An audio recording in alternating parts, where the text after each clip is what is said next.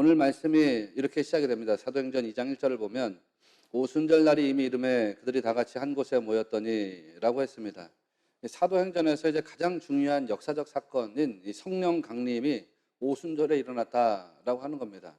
이 가장 중요한 역사적 사건이라고 했습니다. 왜냐하면 구약적인 맥락에서 볼 때 성령이 사람들에게 임했던 역사들이 있습니다. 그런데 구약에서 성령이 임하는 것을 보면 다 한 사람 한 사람에게 성령이 임하는 모습이 나타나지 이렇게 집단적으로 성령이 임하는 모습이 나타나지 않습니다. 그런데 오순절 마가 다락방에서 무려 120명이 되는 사람들에게 이 집단적으로 성령 체험의 역사가 일어났다라고 하는 것이 이 하나의 놀라운 사건인 것입니다.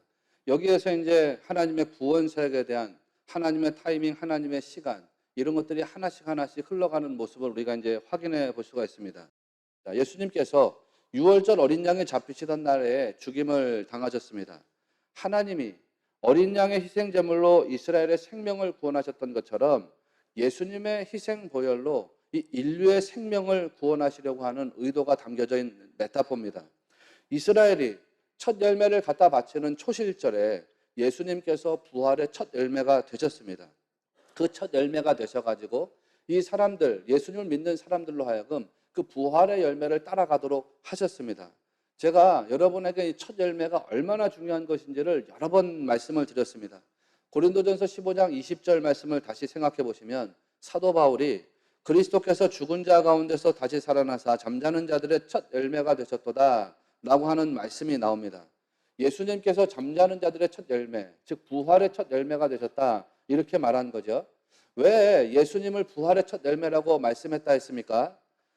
왜 이전까지는 이 죽음이라고 하는 것을 극복한 사람들이 없기 때문이라고 말씀드렸습니다. 예를 들면 구약의 사르밧 과부의 아들이 죽었다가 다시 살아났습니다. 그런데 그거는 진정한 부활이 아니라고 했습니다. 마르다와 마리아의 오빠가 되는 나사로도 죽었다가 예수님에 의해서 다시 살아났습니다. 그런데 그것도 진정한 부활이 아니라고 했습니다. 왜 구약과 신약에 죽었다가 다시 살아난 사람들의 이야기가 있는데 그 사람들의 이야기를 부활이라고 말하지 않느냐? 그것이 진정한 부활이 아니기 때문입니다. 왜 진정한 부활이 아니냐면 그 사람들은 다시 죽었기 때문이라고 했죠. 다시 죽었기 때문이라고. 구약과 신약에 죽었다가 다시 살아난 사람들의 이야기가 종종 나옵니다. 그런데 그 사람들의 이야기는 다 진정한 부활이 아닙니다. 왜냐하면 그들은 다시 죽었기 때문입니다. 영원히 살아서 영원히 존재하는 것이 아니라 잠깐 살았다가 다시 육신의 죽음을 맞았기 때문에 그것을 부활이라고 말하지 않습니다. 그러나 우리 주님은 다시 살아나셔서 영원토록 죽지 않으시고 지금까지도 살아계시는 주님인 것을 믿으시기를 바랍니다. 그래서 잠자는 자들의 첫 열매, 부활의 첫 열매가 되었다고 합니다. 주님은 다시 살아나신 이후에 다시 무덤으로 들어가지 않으셨지요. 다시 죽음으로 들어가지 않고 하늘로 올려지셔서 영원토록 살아계시고 지금까지 살으셔서 우리의 주인 되시는 하나님으로 존재하고 계십니다. 그래서 예수님을 부활의 첫 열매가 되셨다라고 말하는 것이라고 했습니다. 이렇게 첫 열매가 되는 게 참 중요하다라는 이야기를 했습니다. 왜냐하면 처음 나오는 열매가 무엇이냐에 따라서 그 뒤에 나오는 열매들이 똑같은 열매로 따라붙기 때문이라고 했습니다. 예를 들면 어떤 나무의 첫 열매로 사과가 열리면 그 다음부터 나오는 열매들은 다 뭡니까? 사과입니다. 어떤 나무의 첫 열매로 복숭아가 열리면 그 다음부터 따라 나오는 열매들이 다 복숭아가 되는 것입니다. 첫 열매가 뭐냐에 따라서 그 다음부터 나오는 열매들이 다 첫 열매를 따라갑니다. 그러니까 예수님이 부활의 첫 열매가 되셨다는 게 얼마나 중요한 메시지인가요? 예수님이 부활의 첫 열매가 되셨으니까 예수님을 믿고 예수님을 따르고 예수님 영접한 사람들도 예수님과 같은 열매의 사람이 되는 줄을 믿으시기 바랍니다. 예수님 부활의 열매가 되셨으니까 우리 믿는 자들도 부활의 열매, 영생의 열매가 되는 줄을 여러분 믿으시기를 바랍니다. 그래서 믿는 자들도 죽음을 극복하는 자가 되는 겁니다. 예수님이 죽음을 극복하고 영원한 생명을 가지셨기 때문에 우리 예수님을 믿고 영접하는 사람들도 죽음을 극복하고 영원토록 죽지 않고 주님과 함께 영원한 생명을 누리는 자가 되는 것입니다. 그 영원한 생명. 목사님, 나는 지금같이 영생을 산다 그러면 살기 어려운데요. 나는 가난한데 이 가난을 가지고 영원토록 살라 그러면 그것이 내게 어떻게 기쁨이 되겠습니까? 나는 육신에 질병이 있는데 이 질병을 가지고 영원토록 살라 그러면 그게 어떻게 기쁨이 되겠습니까? 나는 인생에 고민이 있는데 그 고민과 번뇌 속에서 일생을 살아간 것도 지금 참 힘이 드는 인생인데 이 인생을 영원토록 살아간다 그러면 그게 어떻게 기쁨이 될 수 있겠습니까? 그렇게 말하는 분이 있을지도 모르겠습니다. 그런데 영생은 그런 게 아니라 그랬지요. 영생이라고 하는 말이 아이오니오스 조에, 헬라어로 아이오니오스 조에라고 그랬습니다. 아이오니오스 조에, 문자적으로 말하면 영원토록 끝나지 않는 생명, 영원토록 끝나지 않는 삶, 뭐 그런 뜻이라고 했습니다. 끝이 없는 영원한 삶. 그런데 이 조에라고 하는 말이 뭐 생명, 삶이라는 뜻인데 이게 그냥 우리가 이 세상 살아가는 일반적이고 보편적인 생명을 말하는 단어가 아닙니다. 이 조에라고 하는 헬라어는 뭔가 이제 꽉 차 있는 생명입니다. 충만하게 채워져 있는 인생을 말하는 것입니다. 그래서 정말 우리가 세상 말로 얘기하면 살아갈 만한 인생이다 라고 하는 것이 이제 조에라고 하는 단어의 진정한 의미입니다. 그러니까 아이오니오스 조에, 영원토록 충만한 삶을 살아간다, 꽉 채워져 있는 삶을 살아간다, 뭐 그런 이야기인 거거든요. 여러분, 우리가 인생에서 고민하고 번민하고 또 갈등하고 슬퍼하고 또 괴로워하고 염려하고 그 이유가 뭔가요? 채워지지 않는 것이기 때문이거든요. 어떤 사람은 돈이 필요한데 돈이 채워지지 않고, 어떤 사람은 건강이 필요한데 건강이 채워지지 않고, 어떤 사람은 지식과 능력이 필요한데 지식 능력이 채워지지 않고, 뭔가 채워지지 않는 거거든요. 어떤 사람은 영원한 삶을 살고 싶은데 영원한 삶이라는 게 채워지지 않고, 그렇죠? 그러니까 우리가 고민하고 괴로워하고 염려합니다. 그런데 아이오니오스조에 영원토록 살아가는 생명에는 꽉 채워진 충만한 삶이 사라지게 된다는 것입니다. 그래서 그것이 기쁨이고 그것이 축복인 것을 여러분은 기억하셔야 됩니다. 어떻게 우리로 하여금 그 천국 영생의 삶을 살게 하실까? 어떻게 그렇게 정말 가치 있고 살만한 인생을 영원토록 살게 하시는 것일까? 어떻게 그런 인생을 누리게 하시는 것일까? 정확하게 알 수는 없는데 요한계시록 21장 4절에서 우리가 그걸 살짝 엿볼 수가 있습니다. 요한계시록 21장 4절을 보면 다시는 사망이 없고 애통하는 것이나 곡하는 것이나 아픈 것이 다시 있지 아니하리니 처음 것들이 다 지나갔음이라라 라고 하는 말씀이 나옵니다. 우리가 살아가면서 고통스러운 것이 뭐냐? 사망 때문에 고통스럽죠. 사람들이 죽음을 두려워하니까. 또 인생에 뭐가 있냐? 애통이 있습니다. 애통. 슬퍼하는 것이 있고 곡하는 것이 있습니다. 왜 슬퍼하고 통곡하는가요? 뭔가 일이 잘 풀리지 않아서 애통하고, 사업이 잘 안 돼서, 직장이 잘 안 돼서, 가정생활이 잘 안 풀려서 애통하는 일이 생길 수가 있습니다. 내가 어떤 일에 도전했다가 실패하고 뜻대로 되지 않아서 통곡하고 애통하는 일이 생길 수 있습니다. 그런데 천국 영생의 삶에는 사망이 없답니다. 죽음에 대해서 두려워할 이유가 없지요. 애통하는 거, 곡하는 게 없답니다. 실패하는 거 여러분 두려우신가요? 실패가 없습니다. 뭔가 여러분을 괴롭게 하는 아픔과 상처가 있을까요? 그런 게 없습니다. 애통할 만한 일, 곡할 만한 일이 없습니다. 내가 뭔가 두려워하고, 내가 뭔가 도전했다 실패하고, 내가 무슨 일을 뜻하고 생각하는데 풀리지 않고, 그래서 그것 때문에 애통하고 번민하고 고통하는 거, 곡하는 거, 그런 것들이 다 사라진다는 거 아닙니까? 그리고 아픈 것이 다시 있지 않는다. 인생을 살아가면서 여러분이 가장 고민하는 것 중에 하나가 뭔가요? 질병이죠, 질병. 우리가 코로나를 3년 동안 지내고 지금도 뭐 코로나 때문에 못 나오신 분들이 여러 분 계신데 이런 질병 때문에 우리가 굉장히 고통을 가지고 살아가죠. 돈이 필요한 이유가 뭔가요? 아프지 않으려고 하는 것이 아니라 아픔을 이겨내려고 하는 것이죠. 아픔을 이겨내려고 하다 보니까 돈이 필요합니다. 잘 먹어야 되고 또 병원에 가야 하고 약을 먹어야 되고 그러지 않습니까? 그러니까 몸이 건강하지 않으니까 돈 걱정이 생깁니다. 돈을 가지고 있어야 된다. 여러 가지 거기서부터 출발하는 인생의 여러 가지 고민이 있는데 천국 영생의 삶에는 아픈 것이 다시 있지 않답니다. 어떤 사람은 몸이 아파서 괴롭고 어떤 사람은 마음이 아파서 괴롭고 어떤 사람은 영혼이 아파서 괴로운데 몸도 마음도 영혼도 아픈 것이 다시 있지 않답니다. 그러니까 여러분 염려할 게 뭐가 있습니까? 천국 영생의 삶에서 그런 영생의 삶이라면 한번 살아볼 만하지. 한 번이 아니라 그 삶은 꼭 반드시 붙잡고 살아야 되는 인생이지. 여러분 안에서 이런 믿음이 있어지게 되시기를 바랍니다. 게다가 거기에는 아픈 것도 애통하는 것도 곡하는 것도 사망도 다 없는데 무엇보다 가장 좋은 거는 우리 주인 되시는 주님과 연합되어서 영원한 기쁨을 누리는 영생의 삶이니까 더할 수 없이 여러분이 꽉 붙잡아야 되는 것입니다. 이게 부활의 첫 열매가 되어주신 주님의 은혜라는 거죠, 은혜. 자, 사람들이 마가의 다락방에 모였는데 거기 이제 성령님이 임하셨단 말이에요. 자, 2장 1절 말씀 보면 오순절 날이 이미 이르매 그들이 다 같이 한 곳에 모였더니 이렇게 말했습니다. 이 사람들이 그냥 공간적으로 한 곳에 모여 있는 것이 아니라 공간적으로도 마음적으로도 하나가 되어서 모여 있는 상태다라고 말씀드렸죠. 헬라어로 말하면 하판테스 포모투마돈, 그들이 다 같이 한 마음으로 한 곳에 모여 있었더니, 그런 뜻이라고 했습니다. 마음이 하나가 돼서 한 마음으로 거기에 모여 있었습니다. 그때 성령님이 임하는 모습을 보니까 이 사람들이 마가의 다락방에서 아주 으르렁거리는 바람 소리를 들었다는 겁니다. 2절 말씀을 보십시오. 2절에서 호련히 하늘로부터 급하고 강한 바람 같은 소리가 있어 그들이 완전 온 집에 가득하며, 이렇게 말합니다. 그들이 앉은 온 집에 가득했다. 바람이 가득했다는 것이 아니고요, 바람 소리와 같은 것이 가득했다, 이렇게 말하고 있죠. 막 바람이 강하게 불어가지고 사람들의 머리가 날리고 옷이 막 펄럭이면서 날리고, 그리고 사람들을 큰 바람이 막 좌우로 흔들어댔다, 그런 뜻이 아니고요, 사람들에게 바람 소리가 강력하게 들렸다, 뭐 그런 이야기를 하는 것입니다. 바람이 불었다고 말하지 않고 급하고 강한 바람 같은 소리가 있었다, 이렇게 말하고 있죠.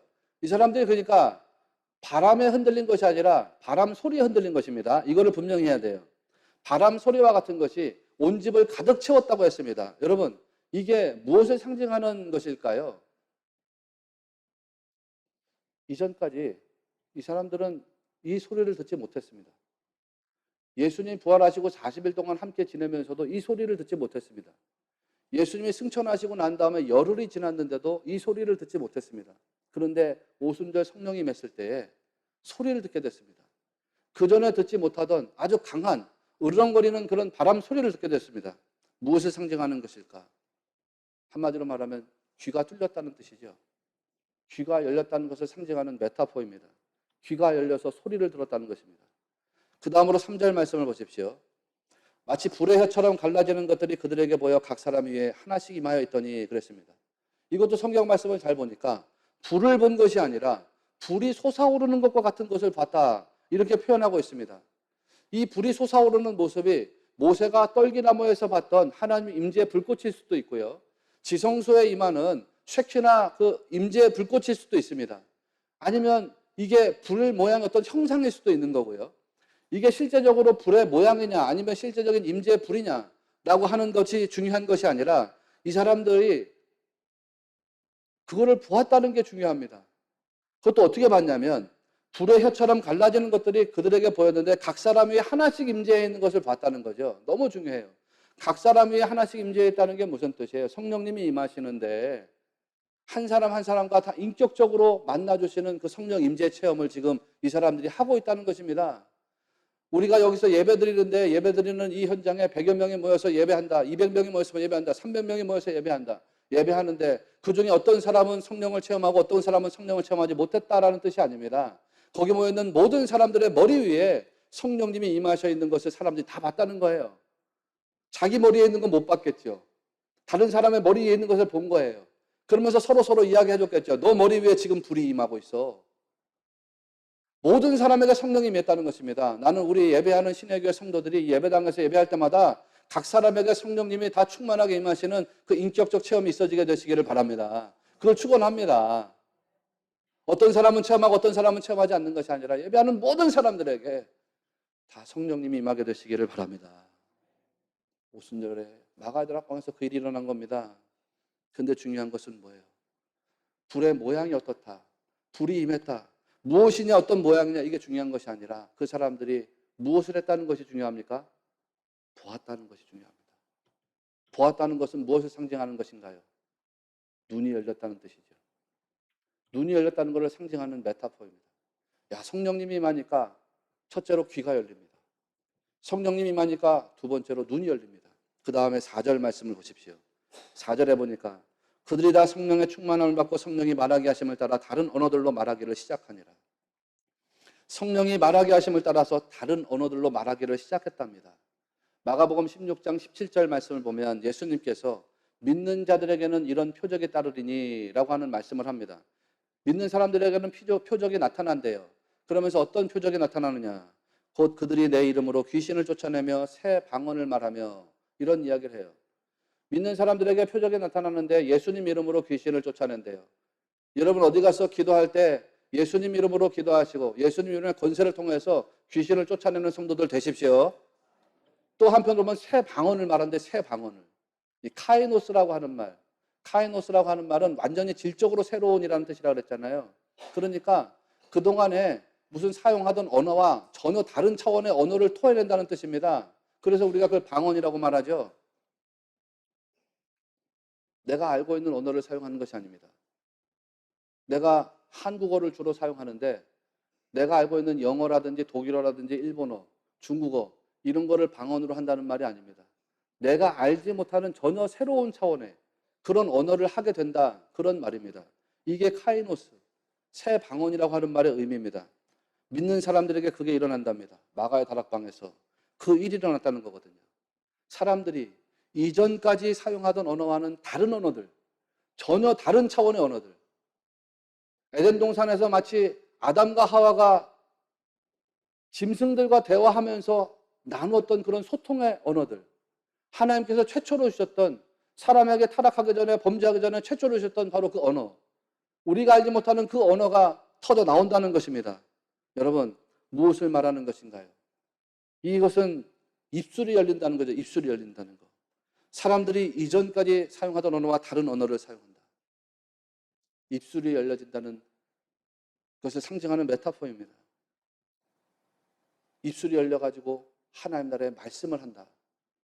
하나님 나라의 말씀을 증언하고 하나님 나라의 말씀을 선포하는 그런 자들이 된다. 그런 뜻이지요. 자, 여러분, 성령이 임하니까 세 가지 역사가 제자들에게 일어납니다. 첫째는 귀가 열립니다. 그래서 듣지 못하던 하나님 나라의 소리를 듣습니다. 두 번째는 눈이 열립니다.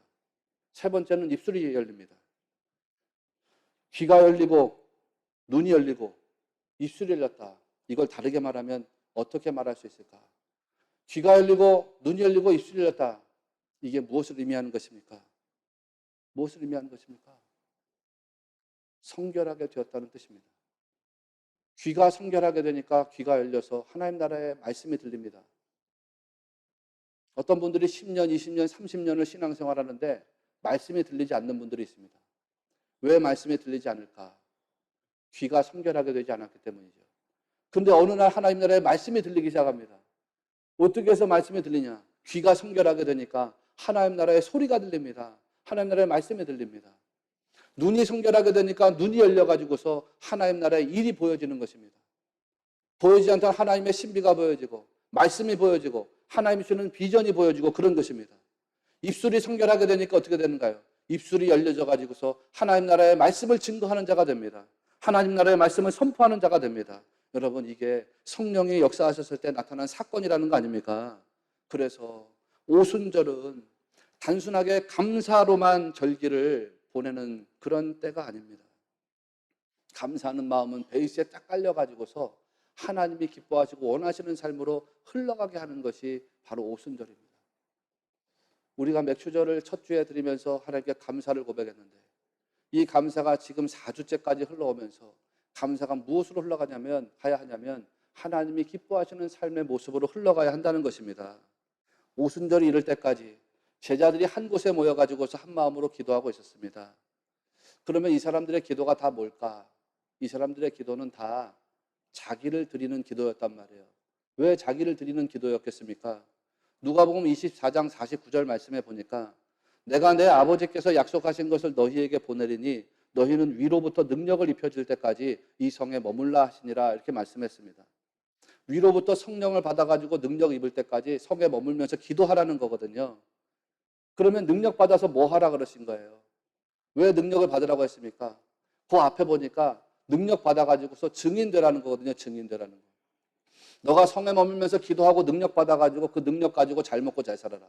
능력을 받아가지고서 회사 사업하는 거 성공해라. 능력 받아가지고 직장 생활 열심히 잘해라. 능력 받아가지고 출세해라. 성공해라. 능력 받아가지고 공부해가지고 학업을 성취해라. 그게 아니에요. 능력을 받아서 증인이 되라는 거예요. 여러분, 증인이 된다는 거, 다르게 말하면 복음을 전한다는 거, 자기를 드리지 않고서는 할 수가 없습니다.